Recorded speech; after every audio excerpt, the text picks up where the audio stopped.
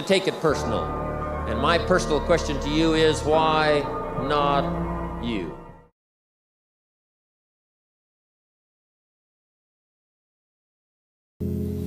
Or at the beach, I'm saying I should be at the office, I should be at the office. Now my family's upset because I'm at the beach and I'm thinking office, office, office. Now when I'm at the office, I'm thinking what? I got to get my family to the beach, the beach, the beach. So things are not going too well at the office because I'm thinking beach, and things are not going too well at the beach because I'm thinking office. Here's what I learned to do. At the beach, be at the beach. At the office, be at the office. When you work, work. When you play, play. Don't mix the two. Don't work at play. Now here's one of the most important ones. Don't play at work. Work is too serious. You don't want the reputation of being the office joker. It's not a good one. Yes, there's time for some pleasant stories. Yes, there's time for a little humor. Yes, best if it's a happy office, of course. But I'm telling you, you got to be serious about work, because you're parting with a piece of your life for the work you do. Your work costs you a piece of your life. Here's what it's called: serious business. Not grim, not unhappy, but serious. Key. Don't play at work. The old expression, I don't think we use it anymore, horse around at the office. Play around, play jokes, play tricks. No place, not at the workplace. At the beach, yes. At the bar, yes. Somewhere else, not work. You got to treat work with all due conservative passion, because it's leading you to your future. Here's another key phrase: all work is good. You may not like your job, but if it's the stepping stones to get you to where you want to go, you got to appreciate your job. You don't have to have a passion for your job. Here's the ultimate passion: a passion for incredible success in every department of my life. That's the passion. But don't look down on some menial job you have to do to finally get you to where you want to go. No job is menial. No job is not, every job is noble. Training life for pay, making a contribution to society. Next, analyze how you are. And if you have some weaknesses, if you can't, doesn't seem like you can change, here's the key: get it covered. I used to keep promising myself I'd keep the books, keep the books, keep the books. Finally, I gave that up. And back then, it only took me an extra $50, $60 a month for some accountant to keep the books. I said, no, I'm going to save the $50. You can't believe what I started losing in productivity because I tried to save the $50. So the key is, a lot of the time you can stay like you are, but just make sure you get it covered. Okay. Next, beware of the telephone and all other systems of communication, especially the telephone at home and systems of communication at home. And here's one of the best lines I've got for you for the weekend: let all communication systems serve you, but don't let them intrude. When it comes time to have dinner with your family, you shut off all systems, unless the ones that can take messages silently. Don't let the phone ring. Don't let anybody intrude, come through the front door nor the back door, nor through the telephone or any other device. So you can't reach John and his family when he's having dinner. The President of the United States couldn't get through. If you develop that kind of a reputation, father, mother, when we have dinner, when we're visiting and have this time with our family, nothing intrudes. So don't let these clever little devices keep intruding. You've got to have a place that's sacrosanct, it's valuable. You don't let anything in for that period of time. Okay. Isn't that good advice? Excellent advice. Here's the next one. Read all the books. You know, I've only got a few notes here on time management, but if you've got some particular challenges, you run a big organization, a big corporation, you've got some challenges, there's plenty of books. Now, here's what's next. Just be more alert to the things that might be stealing your time. Here's why. Time is like capital. You can't let someone steal your seed corn. You can't let someone steal your capital. And you can't let someone steal your time. You must designate your time. And some of the time that you designate, you must not let anyone steal. Casual time, you might let someone intrude and steal a little bit and take a little bit, but not serious time. Key. Next, one of the great time management savers is to learn to ask questions up front. Sometimes you talk to somebody for an hour, and then you ask questions and find out if you would have asked those questions up front, you could have saved yourself an hour. Asking questions up front helps you to get to the problem now.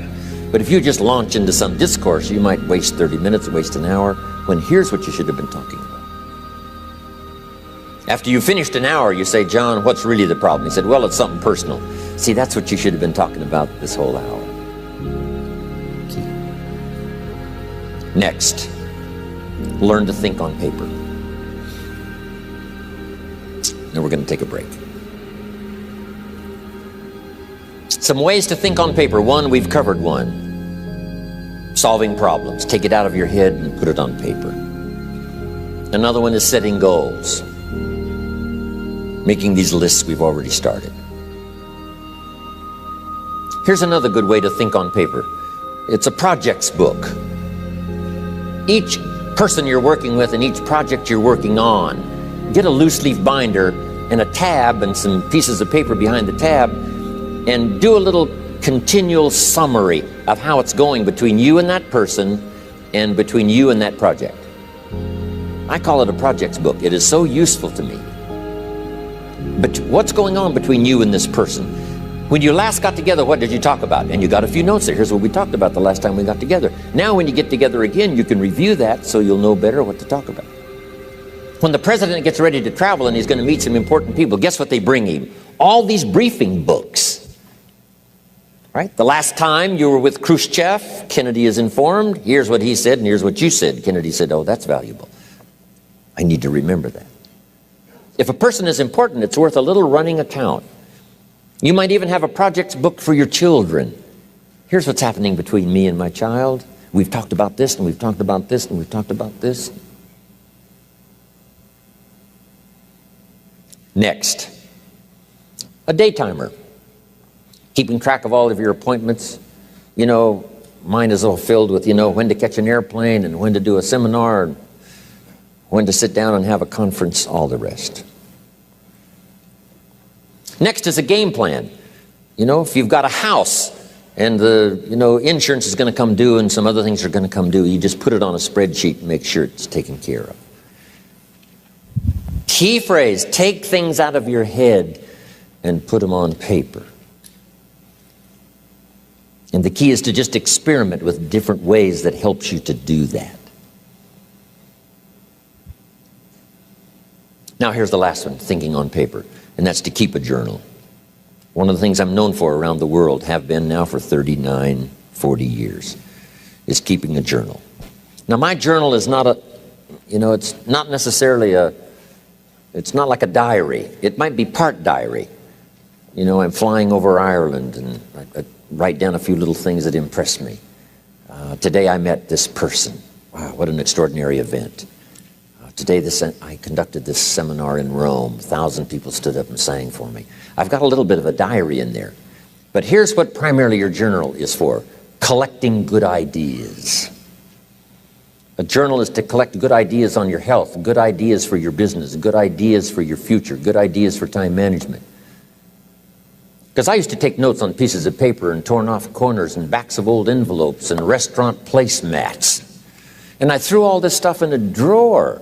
It did not serve me well. I finally learned to get a bound copy, right? And just keep a journal, right? If I was here, I had my journal, I'd be taking notes, right? These 2 days in my journal. Now, if you're caught without your journal, you just take the notes when you get back home. You put those notes in your journal, throw the paper away. Because we don't usually go through paper to review. But see, my journals now make up a significant part of my own library. My journal's all reserved privately for my children and my grandchildren. Can you imagine what I've collected over the years? It's unbelievable. There are 3 treasures to leave behind. I think you've already got those notes, right? Here they are. Number 1, your pictures.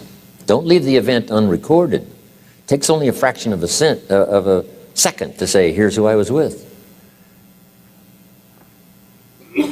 When I travel the world, right? We take all these pictures, and here's one of the gifts. People send me the pictures they took of me and them. It's part of the treasures I have on the farm. Incredible. A picture's worth 1,000 words to describe the scene, the emotion, what happened. Say, wow, this was an extraordinary day for me when I met these people. Here's what they told me happened to them when they went to my seminar 10 years ago. Wow, the drama comes back if you've taken the pictures. It's one of the treasures to leave behind when you go. Remember the old photographs that we have now of, 100 years ago, 70, 80 years ago, just a few photographs? What would it be like if you had thousands of photographs of the past, of your history, your mother, your father, right? Grandparents? So change all of that now for your children. Leave all your photographs as a record. Here's what's next to leave behind, and that's your library. The books that changed your life, the books that changed your health, the books that rescued you from oblivion, the books that you passed on to other people, they were so exciting for you, the books that made you financially independent, the books that developed your leadership, the books that gave you wisdom to ponder when things were tough, the books that got you through the winter, the books that helped you to plant in the spring and harvest in the fall. What a treasure to leave behind. If you do that, here's what's for sure. Your books will be more valuable than your furniture. Wow. Now the third treasure to leave behind is your journals. The notes you took that helped you to live life as you lived it. Long after you're gone, a treasure that children, grandchildren, great-grandchildren will find so fascinating.